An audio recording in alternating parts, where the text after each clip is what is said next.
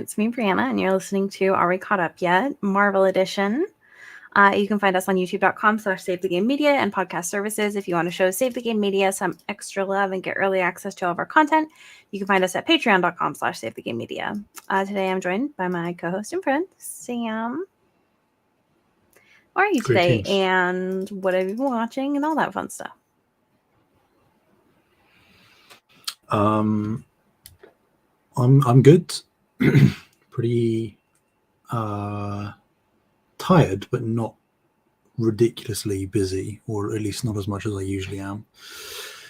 I have seemingly managed to conclude the work that has driven me mad over the past month or so for Final Fantasy VII Rebirth. Yay! But as always, there is the next, behemoth I have to slay, which I am already working hard on. But it's a considerably smaller piece of the pie for the overall project that I'm to, which is it's still full steam ahead, but it's I'm already making decent enough progress where I kind of feel like this one's going to be comparatively more of a breeze, so that's good. What have I been watching? Not much.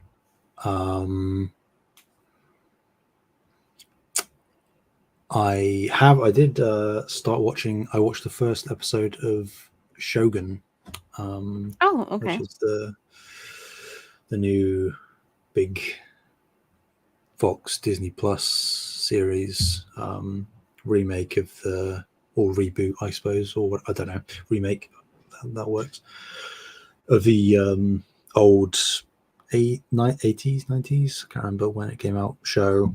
Very highly critically acclaimed, and all of the buzz around this new iteration is equally high. Still waiting to cast like full official judgment, but all indications from the first episode show very high production quality, very strong artistic direction, acting across the board is pretty great. Being headlined basically by Hiroyuki Sanada, which is always a good thing. He's excellent in pretty much everything that he does. So yeah, no, I'm looking forward to watching more of that. But besides that, I don't think I suppose since the last time we spoke, I did go to the old movie theater, as the Americans would say, and saw Dune Part 2. Did you see the dinner scene? I did not, and I would really prefer it if you never said that again. That's what I hear. That's what I hear every time I have mentioned it, but that's what it's called. Yeah, I spoke to Taylor about it briefly whilst we were recording No Limits the other day. I can't remember whether it was actually on the recording or not. But it's really hard to not let recency bias be a thing. And I'm also, as I always do, try to remain as level-headed and independent thought as possible, devoid of general consensus and, either fan or critic reviews. I try to interpret each piece of media I see, whether it's a game or a film or a TV show, and just judge it from my perspective on its own merits. That being said, I know part one of Dune wasn't really a lot of people's cup of tea because it was quite, pun not intended, quite dry in terms of not massive amounts of plot development. It's an awful lot of talking. But a lot of the praise that has been thrown at Dune Part 2, I just kind of categorically have to agree with. I think, I mean, I've loved a lot of what Denis Villeneuve has done as a director, for several years now. Whether it's Blade Runner 2049, which I wasn't a massive fan of, but I love the visuals of. Arrival is an excellent film. I highly encourage everyone to watch, including you. I think that would be very much up your alley, actually, Arrival. There is a number of things like Monster is a smaller thing he did, which I enjoyed. But, and this might sound like sacrilege to you, Bree, I don't know, but I do think with Part 2, Villeneuve has set up the potential for, and this is the rhetoric that's being said, but it's just correct. He's setting up this Dune trilogy as it stands to be currently as like modern day Lord of the Rings, as in for how culturally significant, how classic that trilogy has become, how highly regarded in terms of production value and acting across the board and visuals still standing up today. I think the leap, not in quality, because I do really like Dune Part 1, I really loved it, but just the leap, like even then, me saying I love Part 1, just how much better Part 2 is pretty mind-blowing to me.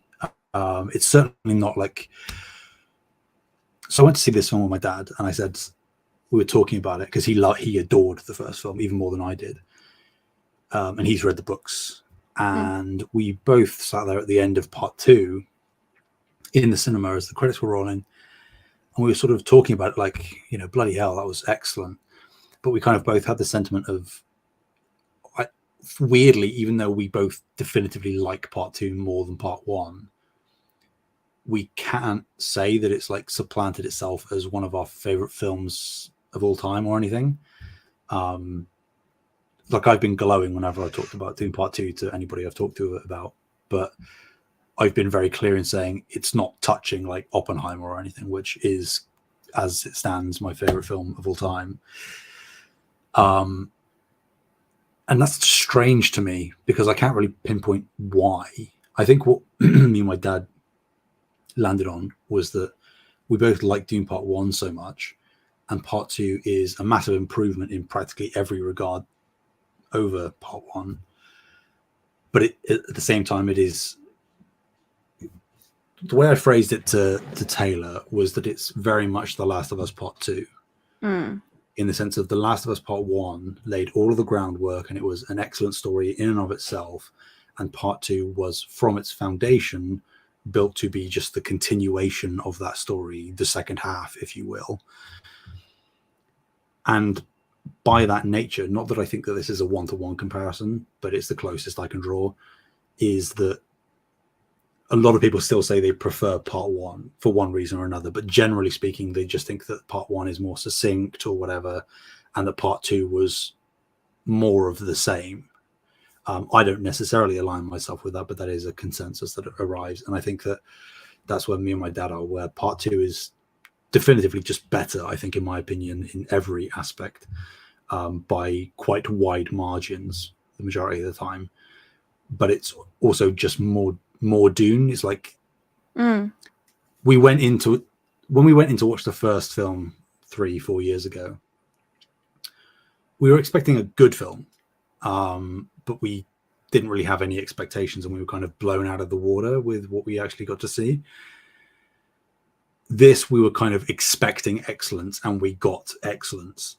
So I think that has sort of shaped where we've landed on it. But yeah, don't get it twisted. It is one of the best science fiction films of all time.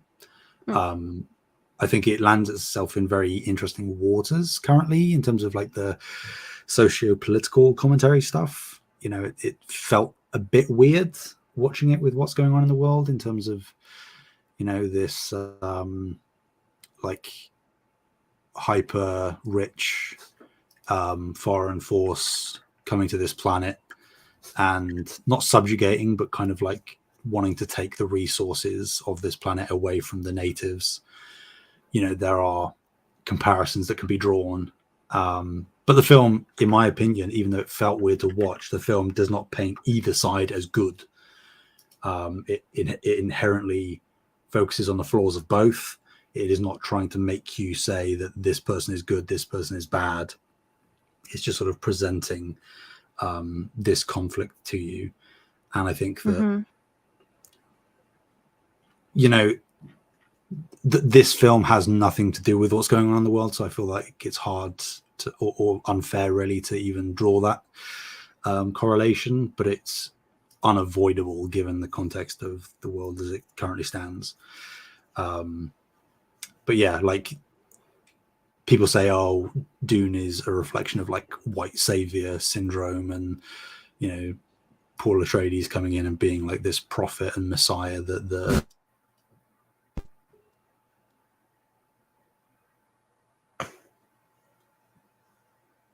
natives worship.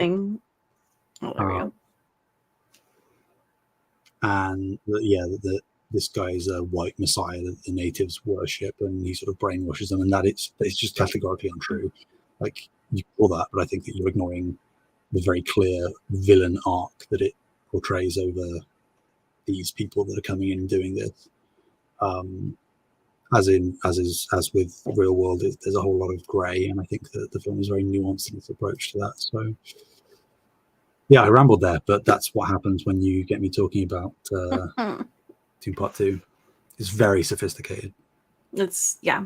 Listen, that's basically what I'm here for, is to just facilitate your rambling. Good. Glad to know where we stand.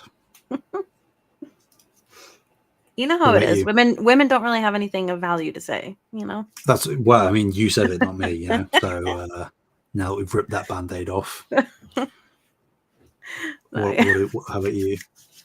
I haven't really been watching anything besides this show, and while I'm working The Office, I have been reading, however, and I will probably talk about this.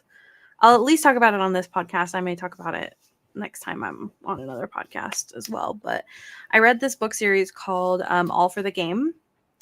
And it's an older book series at this point. I think the first book was published in 2013 or something like that. So over 10 years old. I have to say this book series was really incredibly well written. And basically, I read straight through all 3 books of the trilogy, and I just feel like I still need more. And yeah, I just can't get enough. So there's like the technical side of it, of like what the author is actually doing, and then there's like the actual story of it. And the story is so incredible. It's about this kid that's like on the run but ends up signing with a sports team, so of course like his face is like kind of publicly displayed, but he's kind of testing it because he's got like colored contacts, he's got his hair dyed, stuff like that, and he's not necessarily like front and center. And so he's like kind of testing it, like, hey, I'm on the run, but I really want to play this sport because this sport is what means the most to me. And like it's a really incredible story about like this team of like really traumatized kids coming together. I guess they're not kids, they're young college students, but still. From a technical standpoint, the author made up they completely made up a sport and like all of the rules and everything, and it was still incredibly compelling. 1, I don't like sports. 2, made up sport is especially like, that sounds dumb, but it was really good. And I would love to see like an actual game. I think it's based on a lot of games that do exist, so it's not like completely blank slate, but really great. And then like I feel like she handles a lot of like the traumatizing things that happen incredibly well. A lot of the times you see, I think it's like because I've been reading like a lot of dark romance, especially dark romance, really like smooths over a lot of the stuff that happens in order to be able to tell the plot. For example, one of the books that I read recently, like the dude straight up was stalking her and was like, you're going to fall in love with me. She knew he was stalking him or her, like there's like essentially just like sexual assault, and it's like all just fine. and there's no trauma or whatever. And I'm just like, I don't know. It just was like kind of silly to me. Whereas like there's topics that are similar in this book, and it's like it's very much there is consequences. It's very like much more realistic, and there's conversations around it and stuff like that. And yeah, the plot, of course, is incredible. Anyways, I'd talk about it forever, but that's what I've been reading, and I read all 3 books within the past like 2 days. So cool. That's what I've been up to. And besides this, of course. Before we get into things, I'm just going to warn you guys. I don't know where the conversation will go. I never do when like Sam and I don't plan things at all. We just kind of like strap in, buckle our seatbelts, and are like, here we go.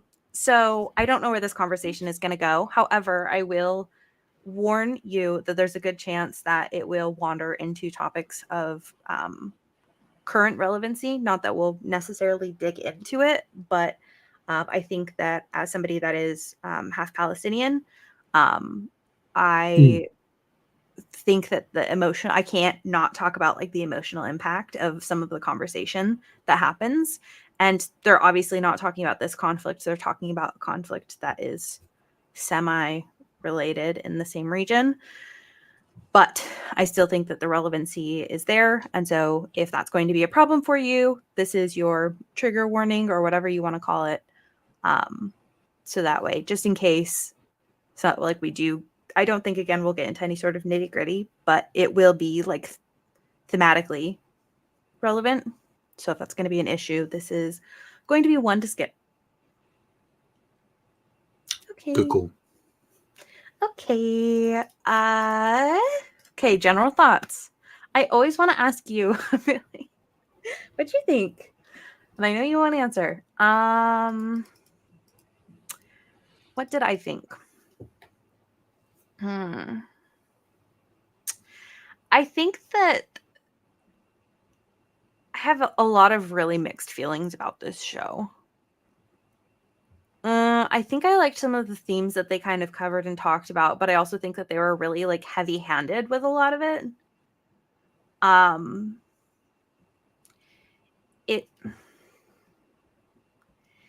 It felt sometimes very much like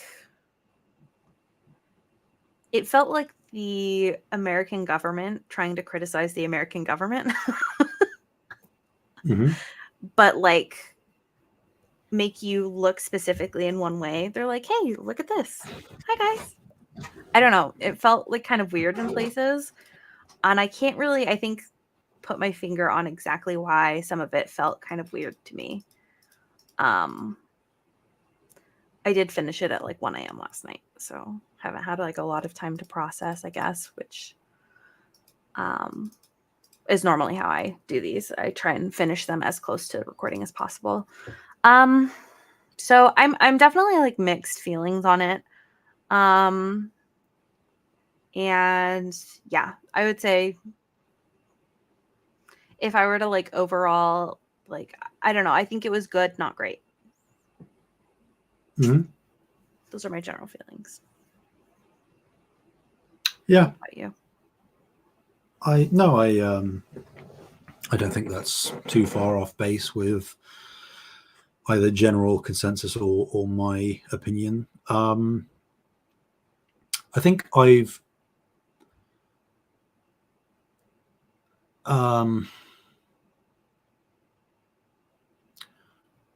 warmed to this show the further away I've gotten from it. I think I would agree that there is a degree of heavy-handedness to a fair amount of the commentary that this show is going for. And not that I'm like coping for them or trying to defend them necessarily, but I will still say that for Disney and Marvel to allow this at all is worthy of some merit. Yeah, for sure. Because they could have certainly gone a lot further, and I think I'm sure we both think that in specific correct usage, it would have made the show considerably better if they had actually followed through on a number of these things and delved into it deeper. But understandably, for a mega corporation that wants this to be a profitable show that doesn't piss off too many people, inevitably it's going to, for obvious reasons, which is unfortunate. So I do commend the show for doing it, for the writers for going there, for as far as they went. I think the frustrating thing is that you can so clearly see the show that this show is almost trying to be, but isn't given the leeway to get there. Yeah. It's like, yeah, I totally agree with that.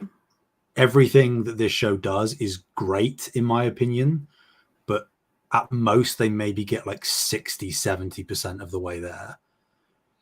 And it feels stunted in that sense. I also think that while things like the villains of the show have a very interesting objective and perspective on the world, interesting in terms of the context of the show and where it takes place and the things that have happened within the universe, I think it's an interesting perspective to explore.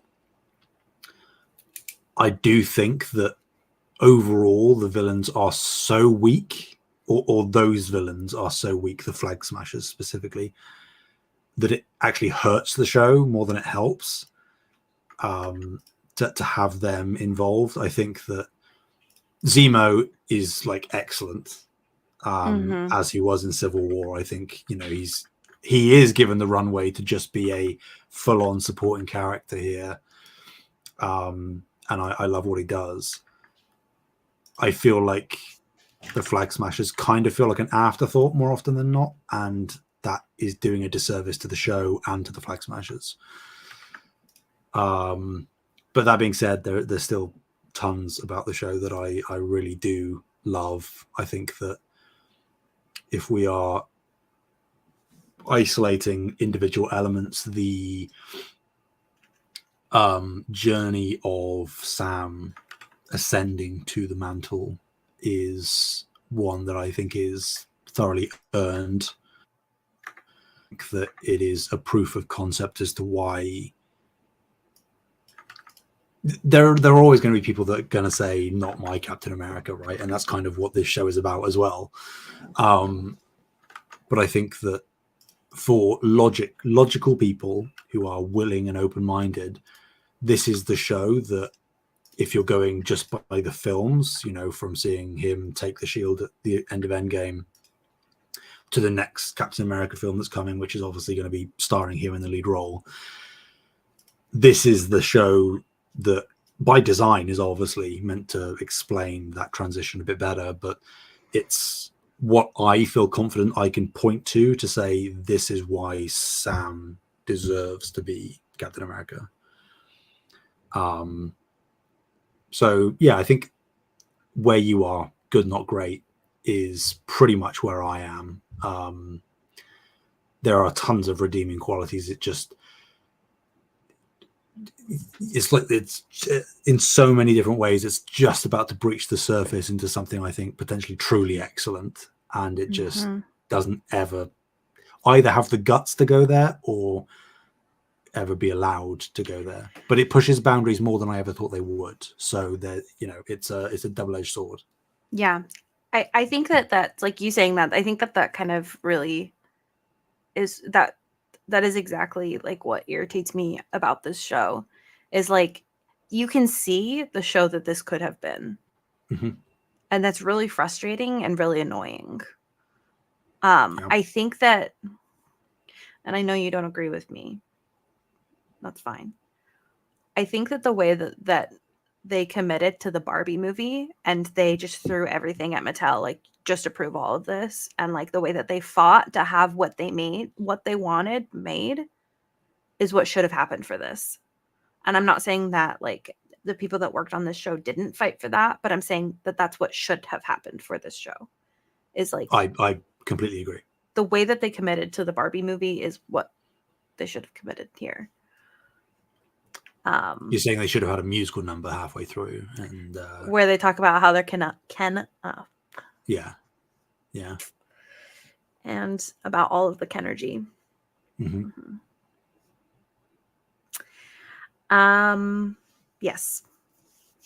So, okay. Let's get into this. Soundtrack was fine.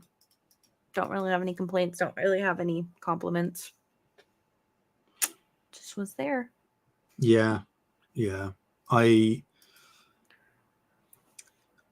I think tonally everything they had there felt right. And for what little licensed tracks they have,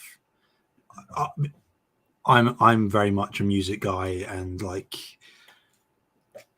every time that I hear a track that I like from one of these shows or any show that I watch or film, I will always add it to my playlist. So I, not fairly often, but every so often will catch a clip, a track from this show that I found from this show.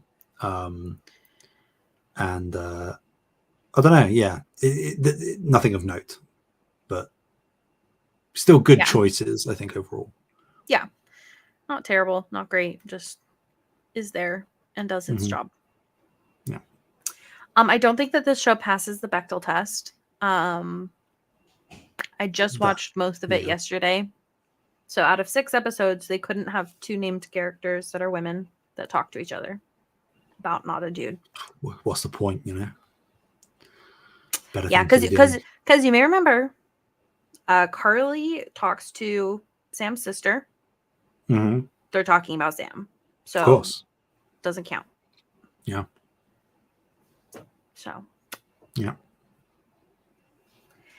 Anyways. Okay. So that covers most of that. How do we want to tackle this? Okay. I don't, the way that we kind of like, I think that the way that WandaVision is built is like the show kind of progresses, and it's very important to kind of like talk about it in a chronological manner. Mm-hmm. I think that there's some progression linearly, obviously, because it's a story and a TV show, but I don't think that it's necessarily essential that we talk about it in any sort of chronological manner. So what I think I'd rather do is talk about like the journey that the 2 main characters have, and maybe some of the themes that come with that. Sure. So, let's talk about Sam first. I think that Bucky has, for me, a little bit more of an interesting character development, because I think that I don't think Sam has a lot of like internal like character changes. I think he just kind of adjusts to the environment of what's going on, because he seems to kind of be the same person the whole way through, whereas Bucky, I think, has a lot of changes. So for Sam, I think when we see a lot of really, really interesting things, I think that like I think that in the way that they portray the world, and I think that it's probably also true for like the way that we perceive him, like as people that are watching this fictional show, is like he's always called like a Black Falcon, and I'm sure he'll be called like Black Captain America. And I think that like his identity as a Black man is incredibly important to this show. And I mean, I really do wish I wish we had a Black person to talk kind of about that a little bit more, because I think I'd be interested to see like how much they feel like that conversation was actually had in the show. versus Mhm. not. And I think that they did touch on it, and I think that there's a lot of conversations that happen that are like, hey, like being a Black person in America is not a great experience. And I think it's just kind of touched on in conversations, and they weren't overly heavy-handed with it. And I think that that was definitely the right answer here, Yeah. Yeah. I mean, there's so rather many than preach it. examples that you can pick on. And like, I guess some could be considered a little heavy-handed in comparison to others. But I think whether Yes. you're talking about like, when the police pull up on them, or whether you're talking about Sam and his sister going to get money, being denied, or whether you're talking about, his conversation with Isaiah, or that there are even with Carly to an extent, I suppose. Mm-hmm. Yeah, I think it there's always going to be some people that are like, oh, they're shoving it down our throats. But I obviously can't speak to it because it's not a lived experience of mine. But from all of the discourse that I've heard and from people that I've spoken to over the years since this first came out that are from within those communities, I haven't heard a bad word said about it. Okay. They felt, or I'm not going to say they, like one person in particular said that particularly the conversation with Isaiah was very, I think refreshing was the word that he used. Yeah, I think that one of the things that like not necessarily recently that I've come across, but like one of the things that I've been seeing in conversations is talking about how like when you are a woman, when you are Black, when you are whatever it is, like people around you tend to um expect you to be the one to educate them on um on the issues that surround it, and kind of see like it almost forces you to be an advocate. Yeah. And I think that I really enjoyed seeing the perspective of Isaiah of like, hey, I understand that like there is advocacy there for me, but I don't want to do that work. And people Sure. shouldn't be forced to do that work, right? Whereas there's also people like Sam that are saying like, hey, I know you don't want to do that work, but this work is something that I do want to do. And I think that that's very much the way that things should be.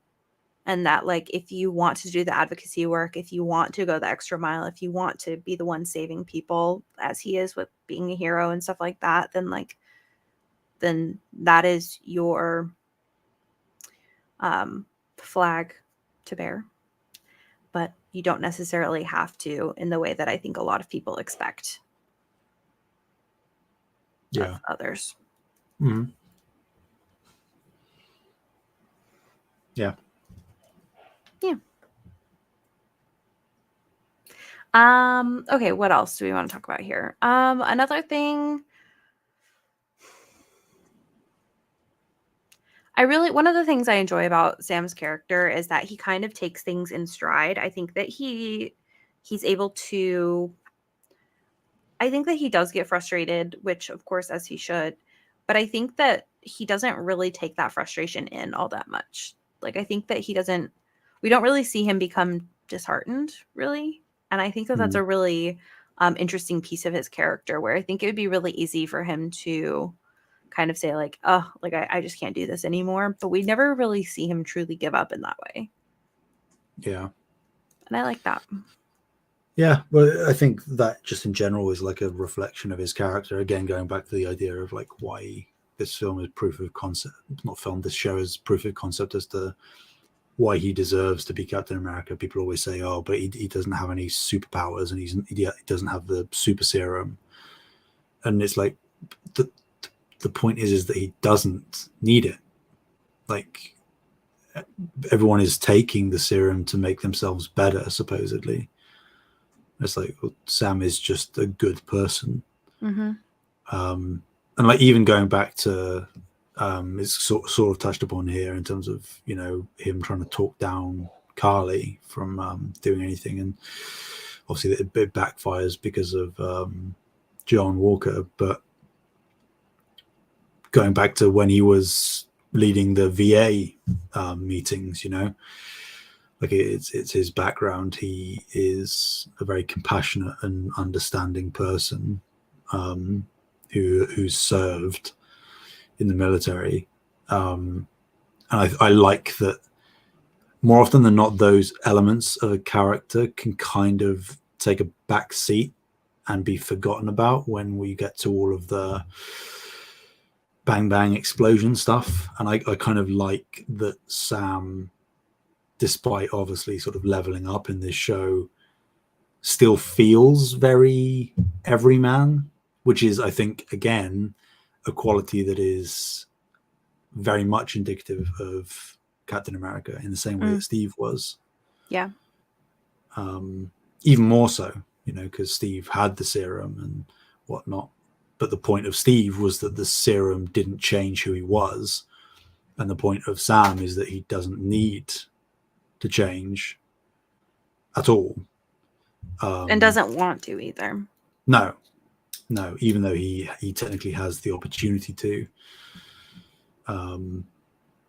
Not saying that makes, because again, then that devolves, which is so disappointing. It devolves into an argument of, well, are you trying to say that Sam is better than Steve? And it's like, well, in some ways, yeah, I suppose, but it's not a competition. It's like they're both worthy of being Captain America. It's just for slightly different reasons. Yeah. Why do you think Sam and Steve were like the best of friends besides Bucky? You know? Yeah. I think that a lot of the times things can be seen as a competition. And I think that it's very, very easy to fall into that habit. But I just really don't think that this is a competition of who's the better Captain America, or who's the more powerful, or who's the more appropriate Captain America. I think that, like, as a fan, having a favorite is totally fine. Of course. But I don't think that, like, I don't think that arguing who's the better Captain America is really a conversation worth having. Yeah. And because like, they're just different. And on top of that, I think the people that make those kind of arguments are just ill-informed from the get-go, because they don't really understand how these things, I mean, we're talking about a comic book property, right? Like, the mantle is passed on. Like, it's not about replacing Steve. It's not about getting rid of him and adding in a diversity. That's not what it is. And I think the show does a really good job of touching that. And, like, specifically, I think the thing that really stood out to me with that was, like, we see what happens when you do replace Captain America, right? Like, they're literally trying to 1-for-1 replace Captain America because they need their symbol, and we see what happens, right? And I think it makes, like, Sam's logic of, like, giving up the shield, like, it makes so much more sense when you see it, right? Because he's like, I don't want to be a replacement. I just want to be my own person. And I want to help people on my own merits. But. And also, like, on top of it, not that it's particularly attached to that note, but just that he doesn't feel worthy of it. And then on top of that, I think it's kind of like a premonition in terms of he understands, because of who he is, the potential criticism and hatred that would be levied his way should he assume the mantle, regardless of whether it was what Steve wanted or not. I think he knows that that's coming, and he doesn't want to burden Steve's legacy with that, you know? Yeah. He doesn't want that to become what Captain America is about. But he realizes by the end of the show that one, he doesn't need to worry about that or shouldn't, and that just because those things are going to happen isn't a reason for him not to do it. Yeah. So yeah. All good conversations there. There is another piece that I want to talk about, but I want to save it okay. for Sam, specifically like the speech that he does. I'm going to save it for a little bit. But is there anything else that you wanted to talk about with Sam's character in relation to like character development or themes or whatever?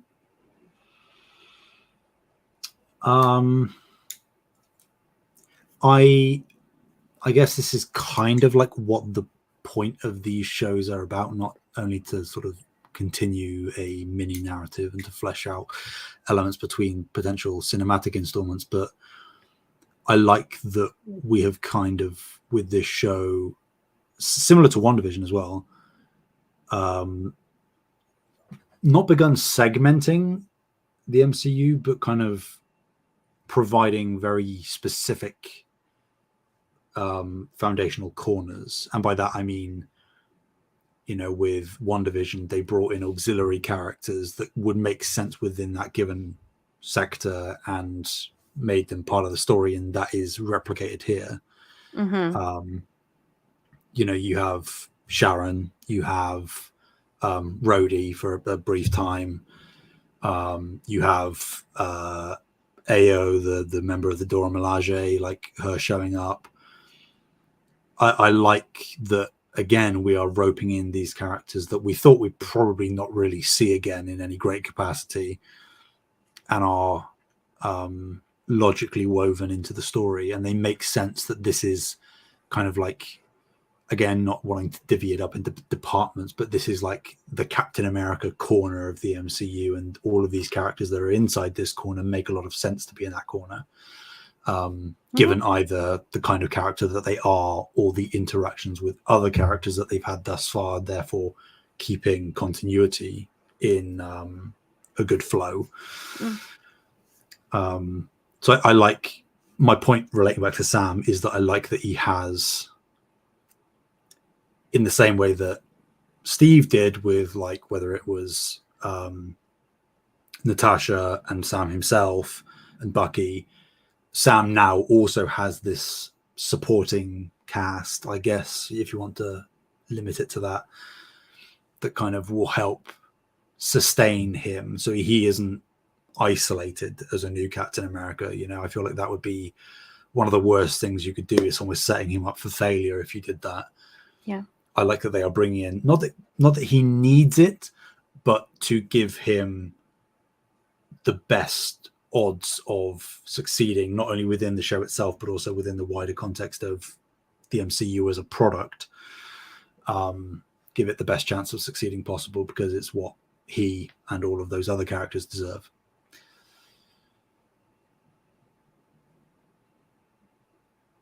Okay. That's about it.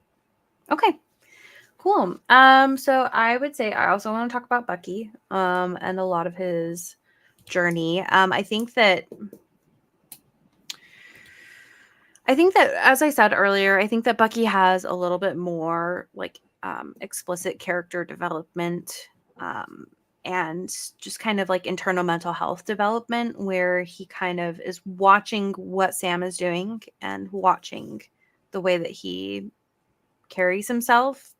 And I mean, they do have like a conversation as well of like, hey, here's some tough love for you kind of stuff. But I think that kind of seeing like them starting out with like just purely fighting, and being really irritated with each other, but knowing that they have to work together. And I think that also I think that the characters do know internally, like, my best friend was also your best friend, right? And so there must be like some sort of connection there. Like this relationship should work too. But I think that like we kind of see those growing pains of them trying to force it. Yeah. And then kind of understanding what their relationship is. And once they kind of solidify their relationship, that helping Bucky come to terms with a lot of his stuff as well. Mhm. and actually handling it. Like going to tell the Yeah. guy, like that has to be like a horrible like I can't even imagine having that conversation of like, hey, like I know it doesn't matter to you that I was like under mind control, but like I did this horrible thing to your son and he's Yeah. gone now. And it was truly just a wrong place, wrong time thing. And like you'll never talk to your son again now because of it. Mhm. So I really enjoyed that character journey. Yeah. I think like an interesting perspective that not a lot of people I've spoken to have necessarily drawn in terms of linking Sam's journey and Bucky's is that they both have like this reputation, persona, expectation of them that precedes the both of them. Mm-hmm. And this show is them reckoning with that in their own ways, where you see it throughout the show a number of times where Bucky kind of just has to, in air quotes, become the Winter Soldier again. Mm-hmm. Whether it's to stay undercover for a specific reason or whether it's just to win in a fight, he kind of has to not revert back, but pull on all of the things that he was taught and forced to do against his will. And obviously the reputation, the mantle of Captain America hanging over Sam's head. I really like that, and I would agree. Like it was cool seeing in the flashback, as obviously as horrific as what Bucky did, it was still cool to see him back as the Winter Soldier, because I think that particularly the musical cues that accompany that as a sort of like it's almost like Prowler from Spider-Verse is that same kind of like almost high-pitched screeching-y kind of noise. Makes you feel a bit unsettled. Again, the point. I like Bucky's journey. I especially appreciate that we got to see that little flashback to him in Wakanda and sort of like definitively knowing that brainwashing is gone now, like they've cleared it. Even if to the world of the MCU that might not be a known fact definitively, it's nice to have it as an audience to know that there isn't a risk of him slipping back, being triggered and reawakened by the trigger words.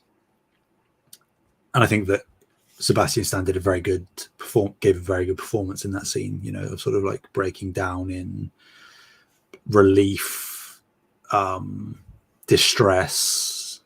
I think that it was a very nuanced scene. That being said, this sounds stupid to say, one of the biggest issues I have with the show, and again, talking about the 60-70% of the way there, the fact that we didn't linger longer on that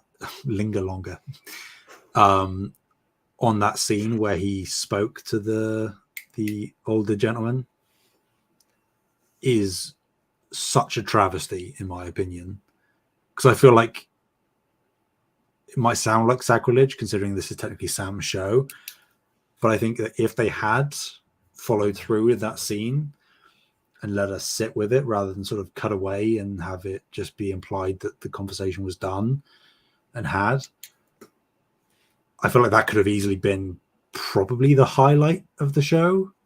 Yeah.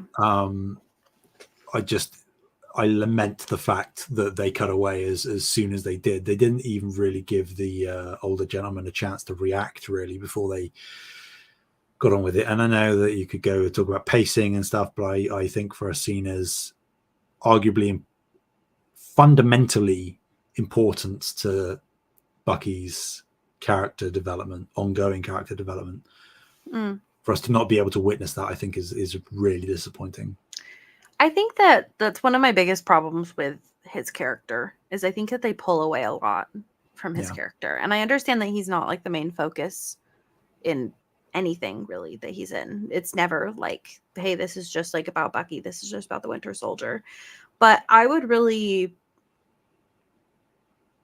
think that there's a lot to be there's a lot that you can exist with in his character, right? Because he's not only this crazy soldier, right? So he has all of these powers, but he was used as this soldier and remembers everything. Like, it's not that his brain was wiped. Like, he still has all of these memories of all this horrible stuff that he was forced to do. Mm-hmm. So he has all of these memories, and on top of that, all of his friends and family are gone. And he's alone. So I think that there is a lot there with his character, and they really just don't do his character justice every time. Like, every time there's an opportunity to really dig into his character, I think that they move away. And it's really, really annoying to me. Which I understand the impulse to do that, because inherently anything you have contextually that has Bucky diving into his past could get really dark very quickly. And it would be a very nuanced conversation. But, I think it's very clear that we would both, certainly both of us, and I think a wide majority of the audience would be very much down for that. Not saying that we'd have to go gung-ho and show him doing brutal things and stuff, but just to watch him sit with that and to actually be able to hear him process some of that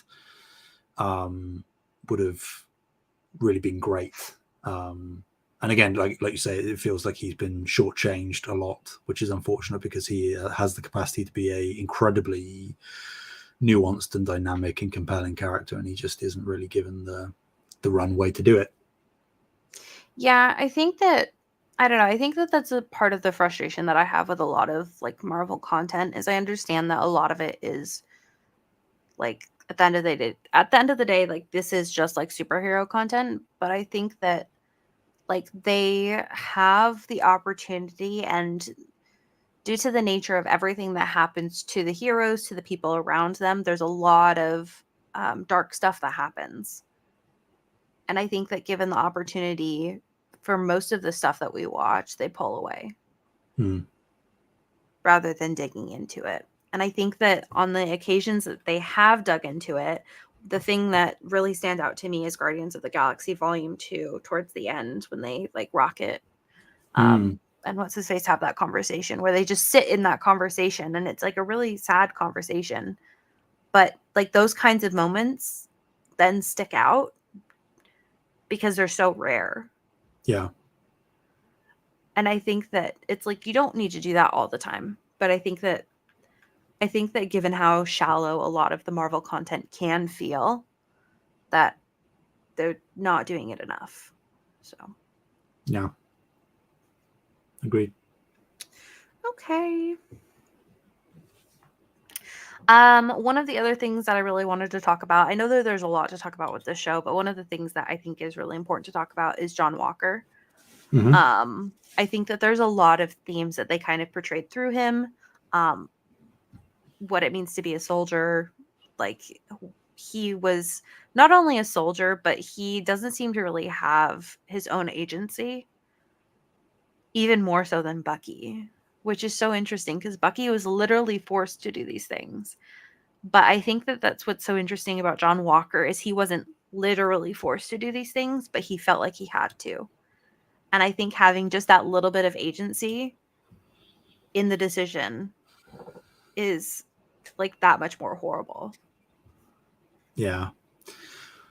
Yeah. I really like John Walker as a character. I think the sort of dynamic that he introduces is very interesting. The moral quandaries that are brought up by his actions and his sort of thought processes are refreshing. In a way, considering what we've just talked about, it's almost as if they've done the cool stuff that they could do with Bucky with John. Not that it's a one-to-one, but I think that, as you say, you know, the sort of conditioning of being a very decorated, very talented soldier and not necessarily being a good person, but also, you know, we see the flickers of good in John, even at the end where he is seemingly too far gone.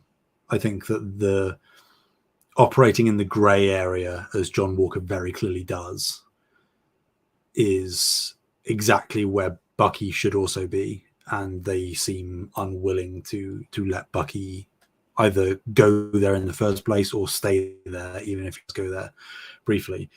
But yeah, no, I think that the thing about John more than anything is just that the performance completely sells it. Yeah.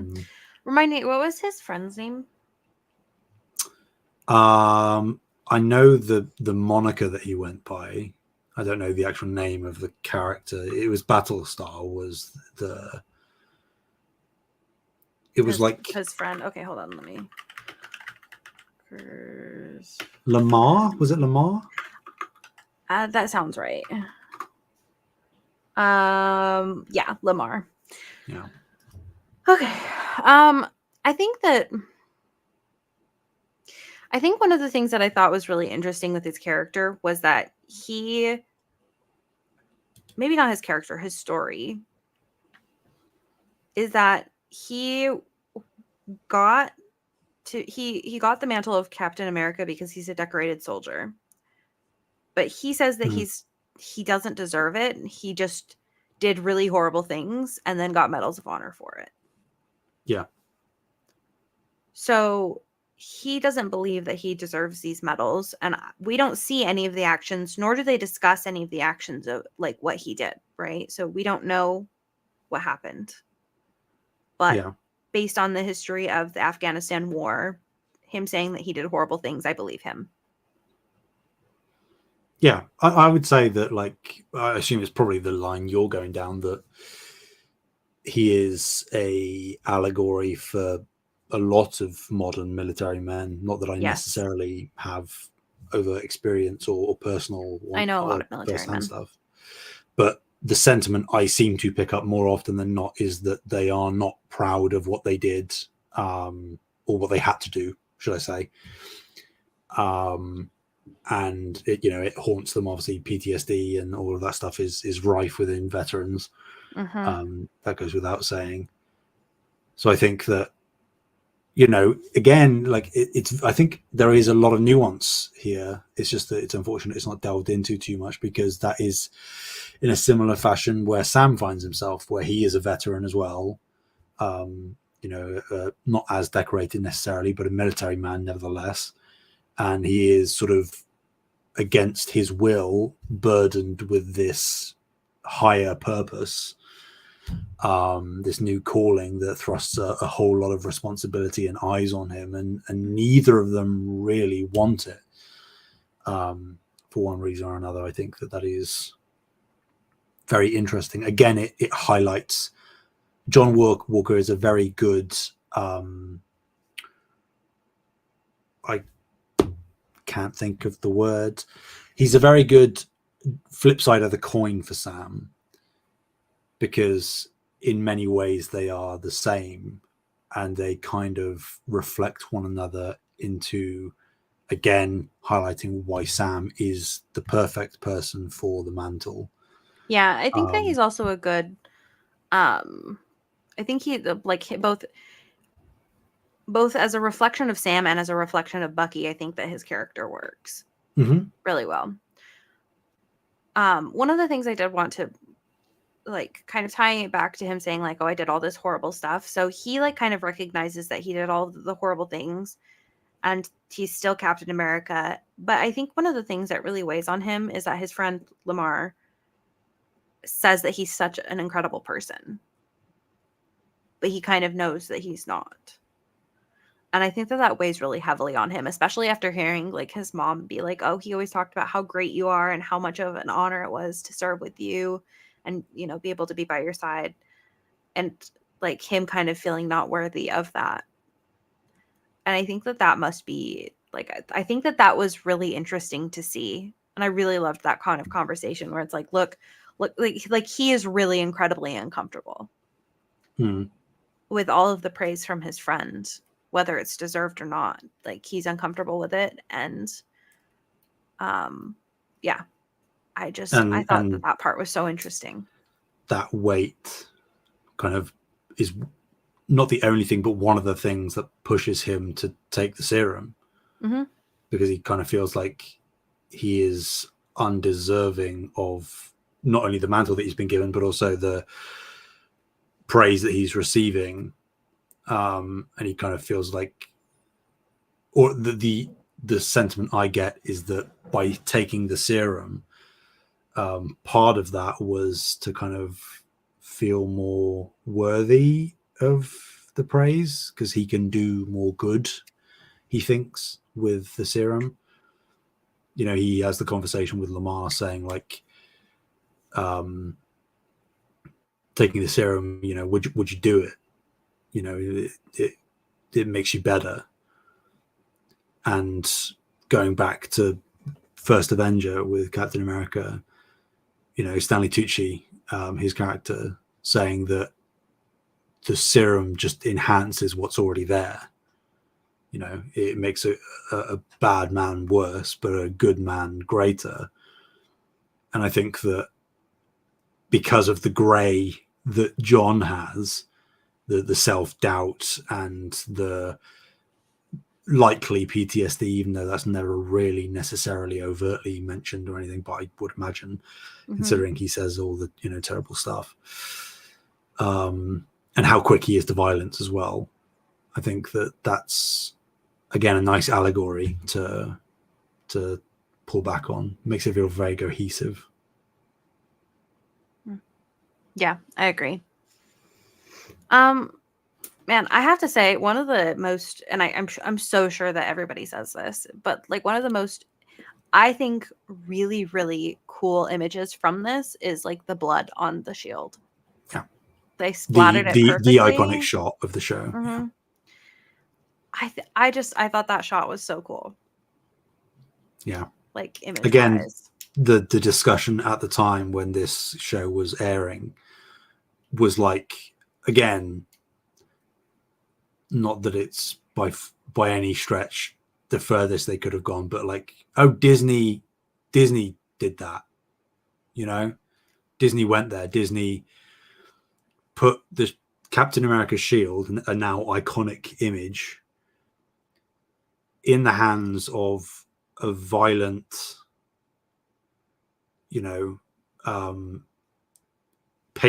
overly patriotic psycho is how he was perceived at the time, without the full context of the show and the kind of light that we maybe see at the end of the tunnel for him towards the end.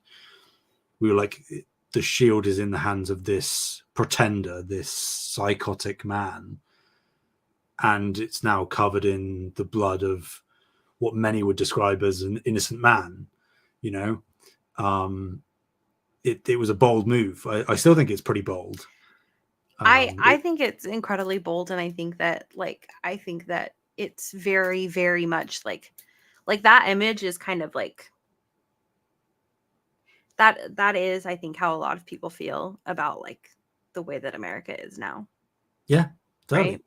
And it's such a interesting image to see.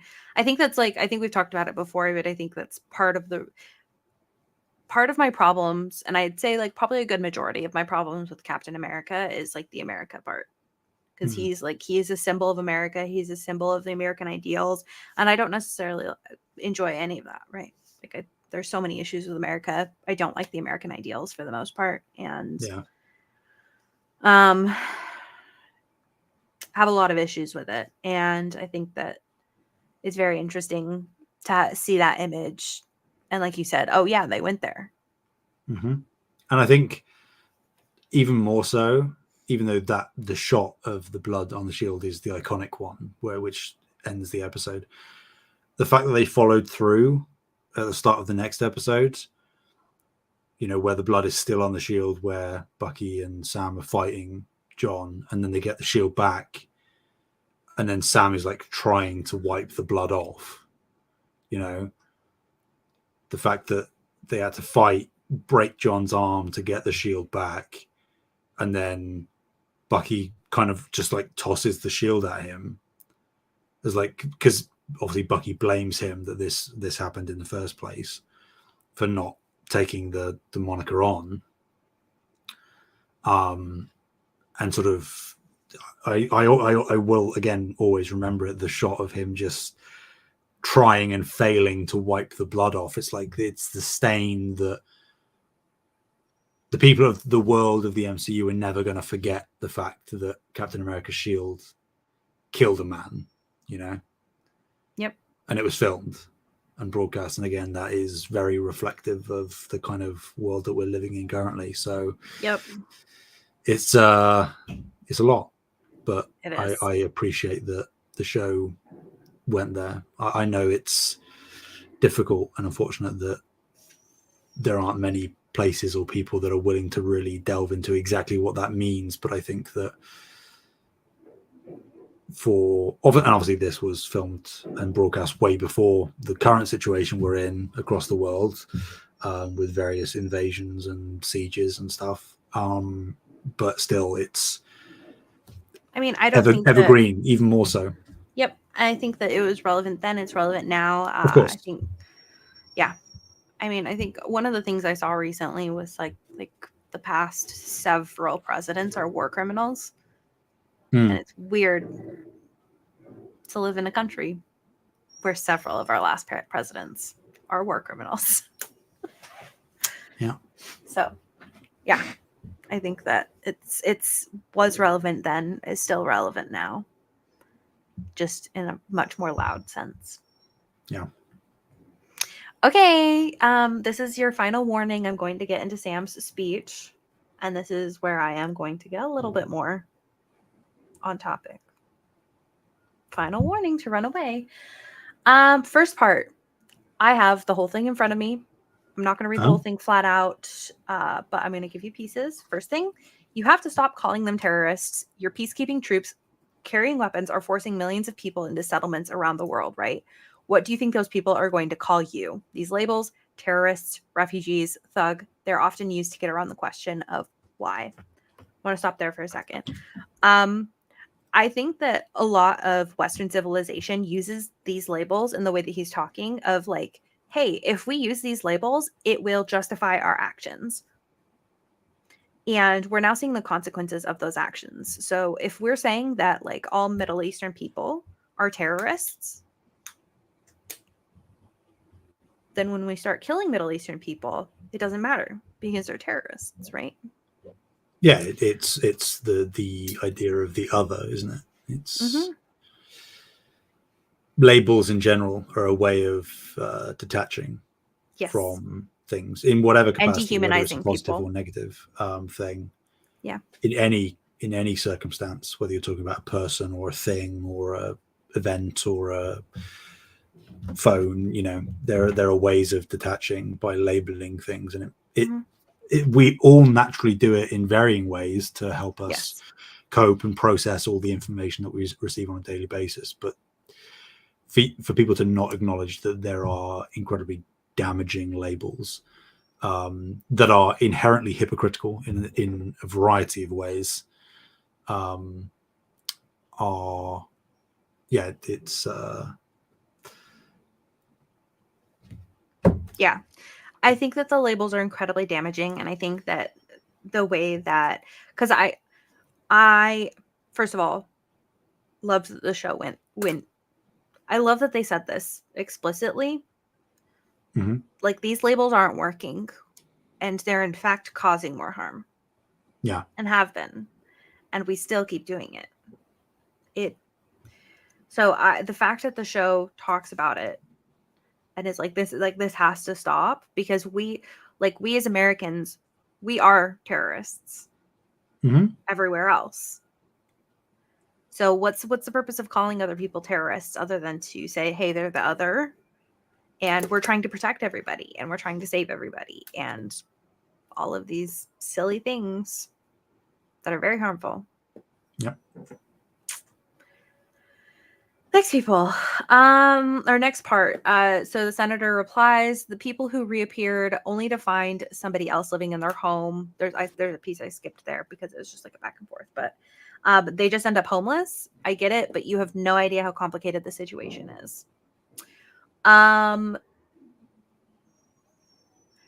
First piece that I kind of wanted to dissect of that is that's really, really, I think the fact that they're talking about that is really, really interesting, because for half the world's population to disappear and then reappear, like, you're right. What does that mean for housing? What does that mean for food? What does that mean for like the sustainability of these countries? Like, they had made a bunch of changes to try and help all of these people. And now that all these other people are back, like, it now no longer matters. Like, you now don't have to help them. Mm-hmm. So it's so interesting. I think that like the topics of homes is really incredibly relevant right now too. Of like, hey, nobody was here. This is now my home. Yeah. I get it, because they really didn't know if these people that disappeared were ever going to come back, right? There's no way that you could have done that, right? Because it seemed to be a very permanent thing. So whose house is that then? You know? Mm-hmm. I like that they talked about this, and I like that they don't have an answer, because there really is no answer. There really is no answer. It is incredibly complicated, and they just kind of have to do their best. Agreed. So then Sam replies, you know what? You're right. And that's a good thing. We finally have a common struggle now. Think about that. For once, all the people who've been begging, and I mean literally begging for you to feel how hard any given day is, now you know. Kind of goes on there, but I'll stop there. He says this isn't about easy decisions. And it's true. None of this is easy. But yeah, not what it's about. Again, that's kind of the crux of the whole thing, right? We label things to make it easier for us. We distance ourselves from the reality of situations to make it easier for us. We brush things under the rug that we don't want to confront because it's easier for us. And it's never okay. It's never okay, but it will certainly reach a point where there is criticality, and the issues that are over there will very quickly become the issues that you're having here. And you'll wish that you had the foresight and the compassion to tackle them when they were manageable and weren't on your doorstep. Because if, as the suggestion is inferred, your whole thing is about protecting your people, then it's your prerogative to go out and fix those issues, fix them, not make them worse, wherever they are. Because just because it's over there, just because those people are over there and they aren't your people, doesn't mean that they aren't worthy of help, and that those issues that are over there can't have blowback on you. Yeah, I mean, to put it into like very light terms, I feel like America is a very like, if you were to imagine all of the countries in the world as women, America is very pick me. Very much a pick me. And I think that they don't understand the benefit of being a girl's girl. And that in the way that if you uplift other people and help other people, they can then uplift you and help you, or uplift other people. Yeah, there is a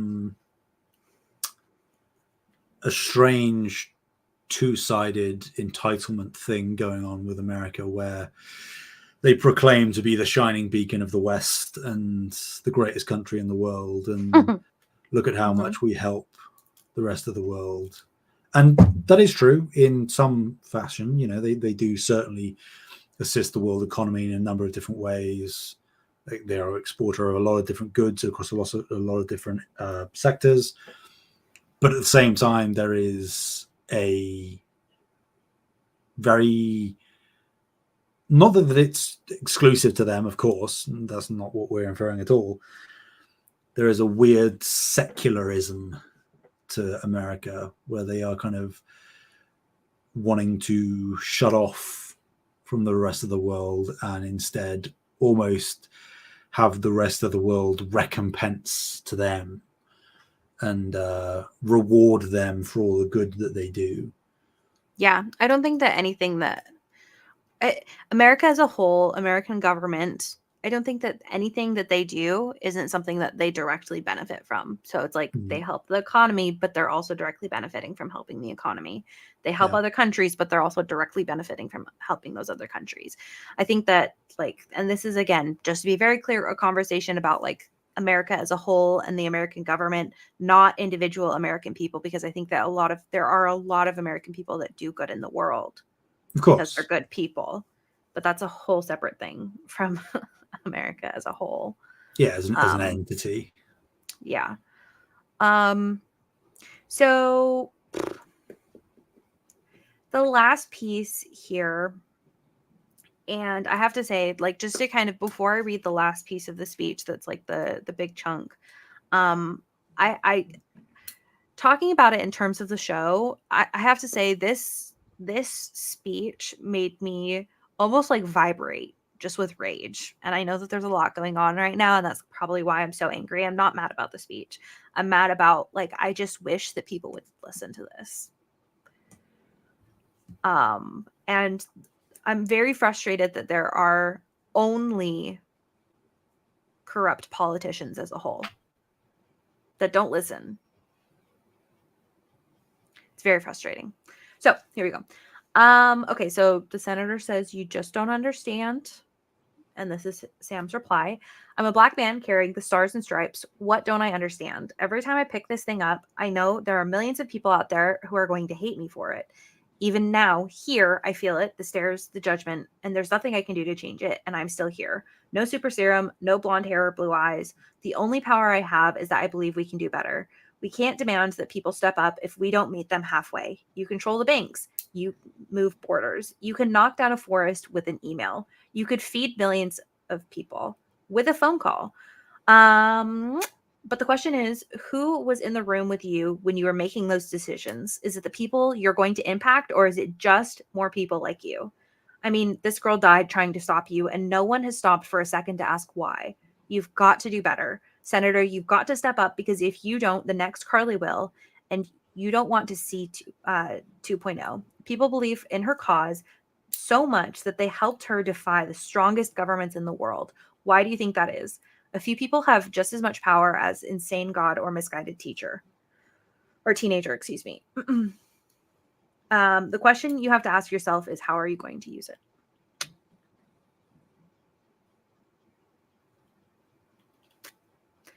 My one wish from this speech is that all the politicians of the world could hear it and actually hear what they're saying.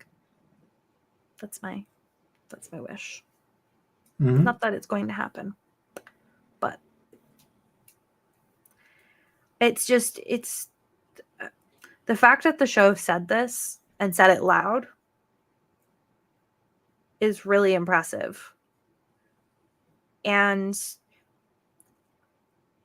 with all of the conversation that's been going on, I think that seeing, like, okay, so if you get rid of the Carly, there's going to be another Carly. And that's kind of the conversation that's really happening right now. It's like, okay, so we kill a bunch of people and let's pretend that you get what you want.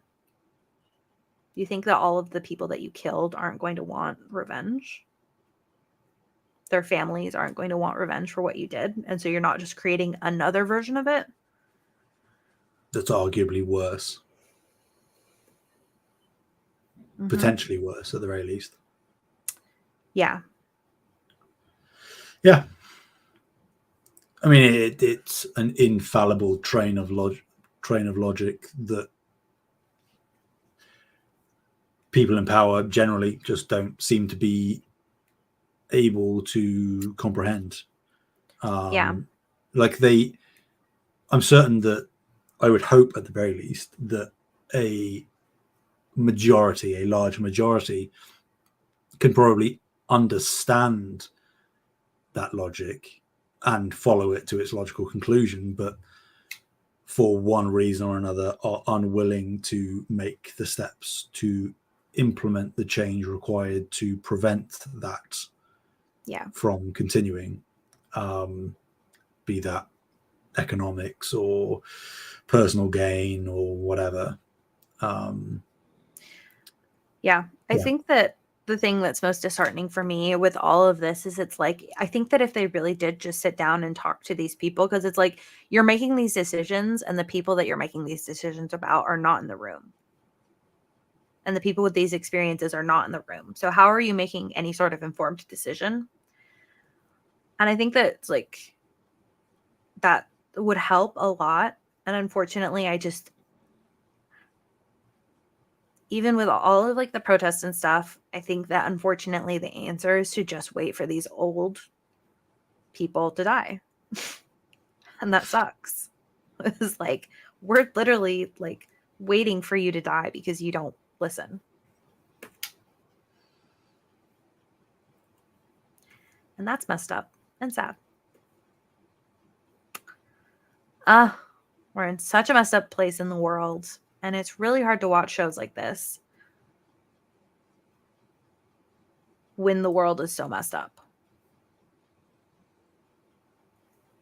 Because a lot of the times media is like an escape from reality. And in this case, I think that a lot of shows can be incredibly insightful into humanity. For example, Severance, wildly fantastical show that's not happening to me. But I think it has a lot of conversations about like what it means to be a human. But to like have a show like this, and I think that these kinds of shows are incredibly valuable and incredibly important, but it's hard to interact with a show like this when everything is really, really horrible in our day-to-day lives and what we're seeing like online. So interesting time to watch this show, to say the least.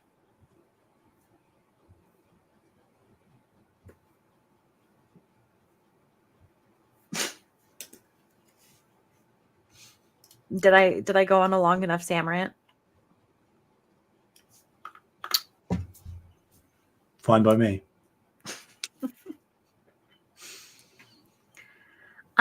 So I'll leave it there because I think that I could definitely talk about this a lot more, but not necessarily what this video is about / podcast is about. So I'll leave it there. But what was there anything else that you wanted to cover with this show? Whether it's themes, story, through line, character stuff? I'd just probably go back to the idea that the villains are incredibly weak overall, at least in terms of how they're used. And it's unfortunate because I think that really they could have been the shining light of the show. Yeah, absolutely. If it was given more time and a bit more freedom to explicitly explore ideology and again, kind of like relating back to that final quote from Sam of, did you ever think to ask why or whatever, like obviously we kind of get glimpses of the why, but to really knuckle down into why people have these, what some would consider extremist or fundamentalist beliefs, I think in a show that is talking about being compassionate and trying to at least understand the opposite side of the coin, it would have been nice to see more of that opposite side of the coin in a non-superficial sense. And that, in a way, and just in terms of, I guess, conversation of the villains in general, I think that my criticism extends out to Sharon. Revealed as the power broker. I think that nice to see her character again, makes sense to show up in this particular kind of contextual space of the MCU, going back to like the corners I was talking about earlier. But it feels like a very out of place switch from where we last saw her, helping out Steve, and yes, on the run, technically a fugitive from Civil War, for helping Steve, but for then her to sort of become a criminal mastermind of a black market enterprise. There's a jump that's happened there that could very easily be contextualized. I'm sure they could justify it, but the fact that we didn't see or even hear about any of it, even like a 5 minute in the episode, like it was like, wait, I remember watching it as it was airing, sort of thinking, is she double bluffing? Is she like undercover running this thing and there's some ulterior motive? But no, she's just like a bad person. And it was very clear that it was gonna be Sharon. As soon as she showed up, I was like, well, okay, yeah, she's doing shady stuff. So again, unfortunate that I hope that what we saw is sort of followed up on, but I can also very easily see a reality where it isn't. So a bit of a nothing character, really. I don't know how much she explicitly added to the show. It felt very, again, superfluous, detracting time away from what could have been used on potentially more compelling or interesting elements. Yeah, I definitely agree. I didn't love her character. And to be completely honest, like, even when they were like, oh, you did this for us, thanks for the help, and that was kind of like the, hey, this is who this is, I still was like, I don't remember her at all. Which might say more about my memory than anything else, but didn't remember her, and I was like, okay. One thing I wanted to mention, just because I thought it was interesting, Bucky is still not on my simp list. Damn. And even I'm weirded out by it. And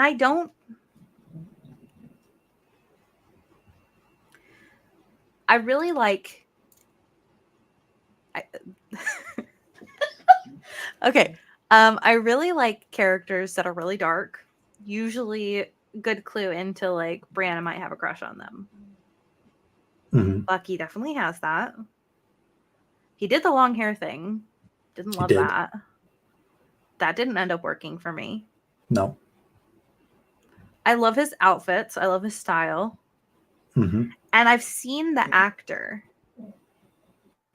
like, in like interviews and like walking around, like Insta, whatever. And I think he's really attractive. So all of the elements for Bucky to be on my simp list are there. In fact, in my head, he should probably be the top of my simp list. But I just don't simp. I just don't. And I cannot figure out why. And it's to the point where it's bugging me too. Yeah. I don't know what's going on. Oh, well. It's okay. I figured this is probably at the end of this show. If I'm not simping for Bucky at this point, I most likely never will. But yeah, I think if it hasn't happened now, it's not going to happen. So sad. Is what it is. It is what it is. Okay, ranking. So this is now the 25th thing on our list.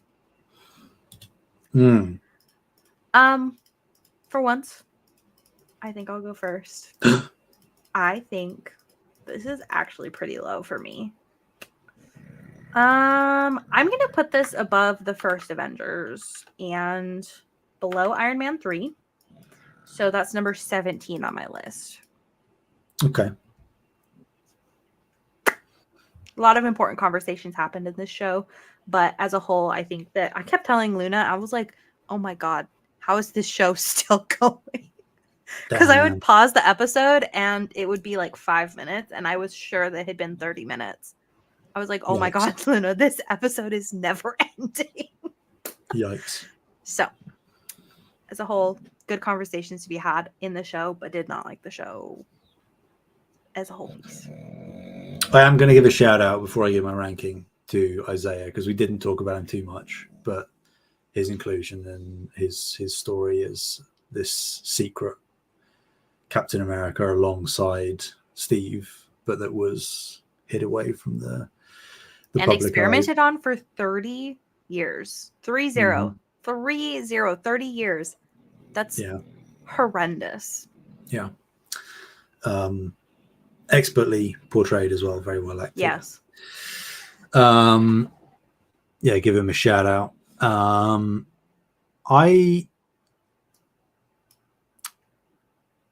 If I'm correct with my list as I have it, I say this every week, but I'm going to put this at 12. Above Spider-Man Homecoming? Between Homecoming and the first Avengers.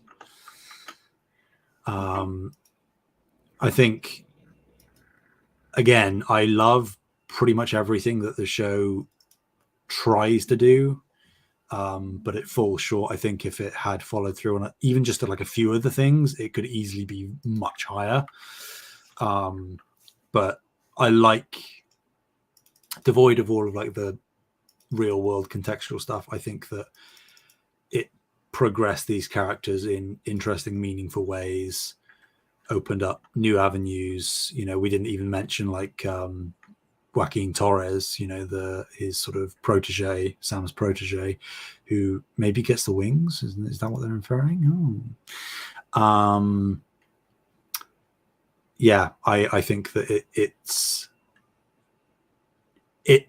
has helped Sam's ascendancy to Captain America in a believable, tangible, emotional, impactful way. And I think that that's why it's above the midpoint for me, but not too much above the midpoint. Okay. Okay. Cool. Well, you guys, you'll have to let us know what your rankings are. We're now at 25 items on the list, including the movies and TV shows that we've watched. So, yeah, that's a lot of stuff that we've watched. Yeah. What's next? It is the one, the only Loki. Now, you guys, clips from this TV show. We're only watching season 1, right? Correct. Okay. So Loki season 1, to be very clear. I will say the clips from this TV show are what got Loki on my simp list preemptively. We shall see. I've seen some stuff and very much looking forward to seeing it again. And you guys can imagine what scene I'm talking about. I can't possibly imagine.